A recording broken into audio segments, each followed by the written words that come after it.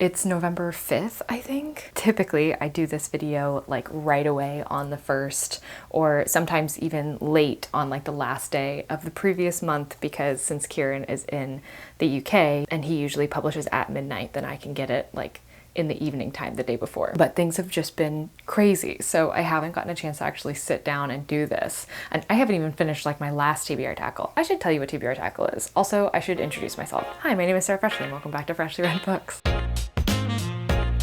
So, TBR Tackle is a year-long readathon that is run by Kieran from Katie Books, where at the beginning of the year you pick 12 books that you want to read during the year. And each month there's a new prompt from a different channel that is showcased on Kieran's channel, and using that prompt you select one of those books, or sometimes a book that's not on the list, and like chaos. And sometimes like the list changes, there's a lot.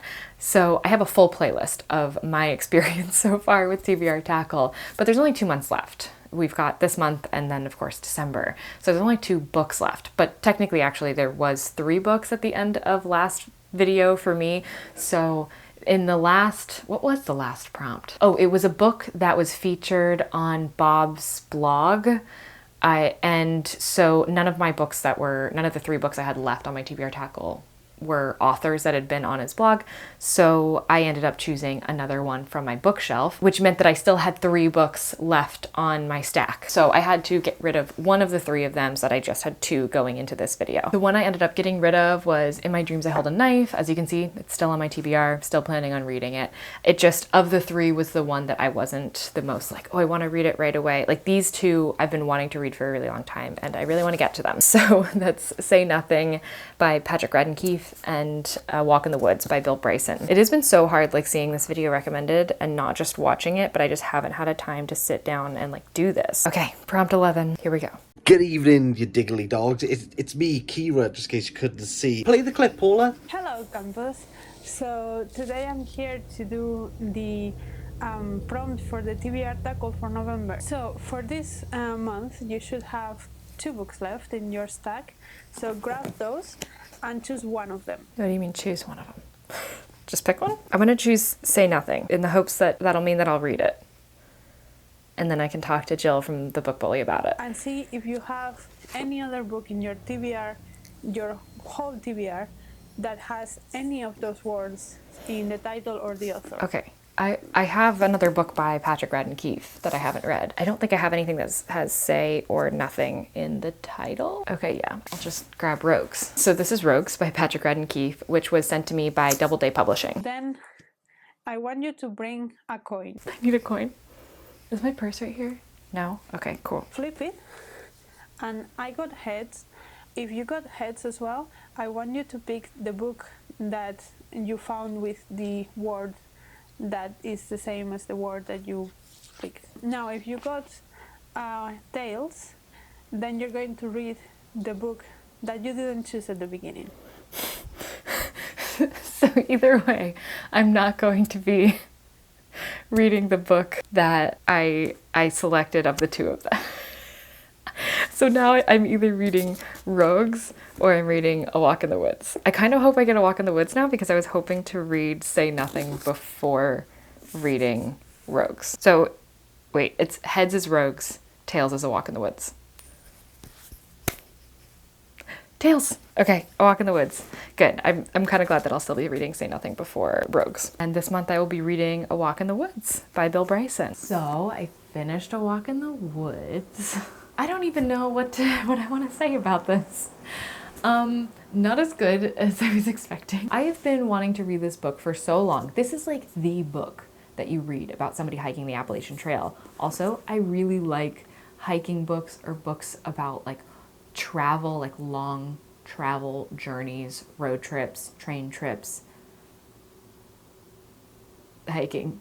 There's something about like being in those books that makes me feel like active and like I'm going through the slow reflective process of traveling in a slower means, which is something that I really love. And yet I did not like this book very much. The first part of it I did really like. Also, it's really cool because my parents live in one of the towns that is mentioned in the book. Well, not in that town, but close to it. So it's funny to read about it and also to read about how it was when he went there because it's a little different. So like that was really cool. And also I've hiked part of the trail. It was a 5-day trip, and it's funny because when I hiked it, we had to bypass Mount Albert because we had somebody with us that was sick, and so we had to get to a road so that they could be picked up and then we could continue on. So we just went around the mountain instead of going over it like you're supposed to. And a similar thing happens to Bill Bryson. He has to bypass Mount Albert, but it's because of severe weather conditions. But it was cool to read that and like know exactly where he was talking about. And I don't know if we went through the same route, like around it, but it's just kind of cool that like we did a similar thing. So that was really neat. Not only that, but the town where my brother went to high school was in here. My brother and I both went to boarding school for high school, but we went to 2 different boarding schools, both though very close to the Appalachian Trail. Also, the town where my brother currently lives is mentioned in this, even though it's not like one of the stops. So I thought that that was very funny. I had a lot more connections to this than I expected to. However, I was under the impression that Bill Bryson hiked the entire trail. I thought he like through hiked it, which I don't think that you necessarily need to like through hike the Appalachian Trail to say that you've hiked it. I think like you can do it in sections, like whatever. I know some people are like purists about the trail and I get that, but I don't necessarily need that in like a book. However, he hiked less than half of the entire trail. Like when he added up all of his mileage, it was less than half. He skipped large sections. Like he skipped the Smoky Mountains, I think most of Pennsylvania. I mean, really, I kind of feel like the map at the beginning is disingenuous because it shows lines like the whole way, but really some of those spots should just like not have a line in it. Like I kind of feel like there should only be lines like between the points that they actually hiked and then like breaks where they didn't. So yeah, that was kind of disappointing. I think the first half of the book is much stronger than the second. I think that's because there was more time set aside for the first part for them to hike a certain amount. And then once they leave the trail, then it gets a lot more like loosey-goosey. There was one time where he just drove out in Pennsylvania and like would do day hikes out and back and then drive to another area the next day and then like out and back for like 4 days. And then they did meet back up and did like some more of the trail afterwards, but it was like a lot less cohesive of a trail, which I didn't love. Also, I don't know if this is a common feeling that people get about Bill Bryson's writing, but he doesn't seem like the nicest person. He just seems kind of rude and judgmental throughout this book. And like, he wrote it. He could have made himself sound a little better. But like some of the people that he would come across seemed really nice and were like willing to help him or just like striking up conversation, which I understand. Not everybody's gonna want to like have tons of conversations with other people. Like people are different. You don't always want to talk to another person. And I get that.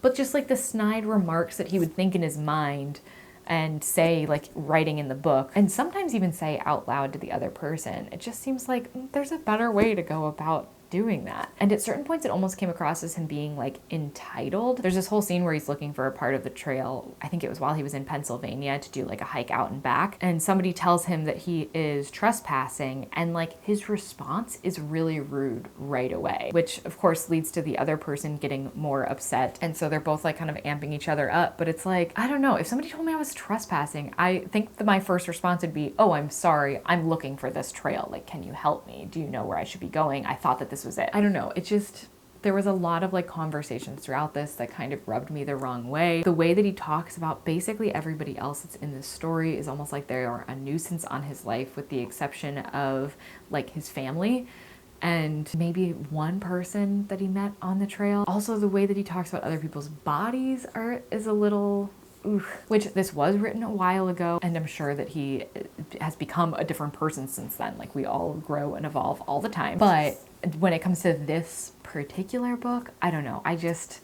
There was a lot of parts of it that felt distasteful and like I cared less about his journey because I just didn't like how he treated or thought about other people in like his perspective while telling the story. And the one part that I was liking about it, that he was hiking the Appalachian Trail, once he started like skipping large sections of it and things like that, I was like just a bit annoyed by it. I'm not here to take away like this accomplishment from him.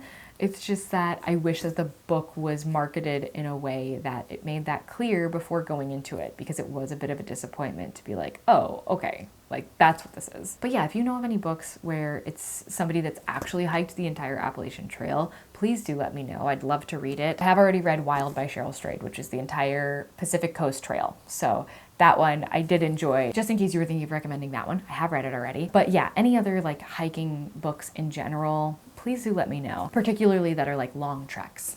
But anyways, I am still really glad that I read this book because it has been on my radar for years at this point, and so I'm happy that I finally have read it, but it's still a bit of a disappointment. But anyways, thank you so much for watching, and if you did enjoy it, please do consider subscribing. I post new videos every Wednesday, so I will see you then. Bye.